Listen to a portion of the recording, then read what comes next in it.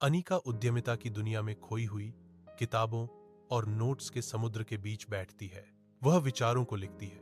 उसकी आंखों में महत्वाकांक्षा की एक चिंगारी है, फिर भी हिचकिचाहट की फुसफुसाहट बनी हुई है।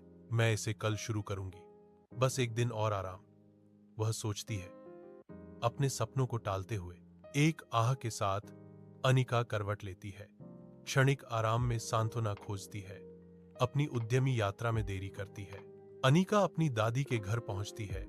उसके चेहरे पर बेचैनी का भाव छाया हुआ है। उसकी दादी की तीक्ष्ण आंखों ने अनिका के परेशान भाव को देखा।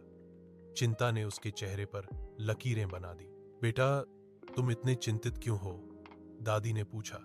उनकी आवाज कोमल लेकिन जांच करने वाली थी।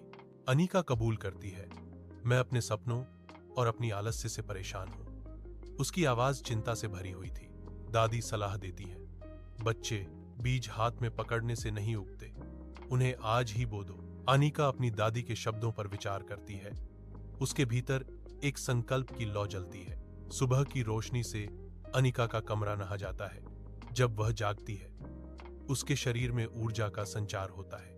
मैं अपने व्यवसाय के विचार पर ऑनलाइन शोध करना शुरू करता हूं। कथन बताता है, उंगलियां कीबोर्ड पर नाच रही हैं।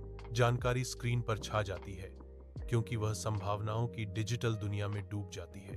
अगला, मैं एक सलाहकार को बुलाती हूं। कथा बताती है, अपनी उभरती हुई दृष्टि के लिए मान्यता की तलाश में। उसकी आवाज आशा और दृढ़ संकल्प के साथ गूंजती है, क्योंकि वह अपनी योजनाओं को व्यक्त करती है। आखिरकार मैं एक सरल योजना बनाती हूं, वह बताती है। हर कदम उसके नए आत्मविश्वास को मजबूत करता है। अपने छोटे से कार्यालय में सपनों से भरा एक स्थान। अनिका बैठी है, उसकी निगाह सीधे कैमरे की ओर है। अनिका की आंखों में दृढ़ संकल्प झलकता है, क्योंकि वह उद्देश्यपूर्ण ढंग से बोलती है। सपने तब तक काम नहीं करते जब तक आप नहीं करते। छोटा शुरू करें, आज ही शुरू करें। अनिका घोषणा करती है। यह कर्म का एक मंत्र है।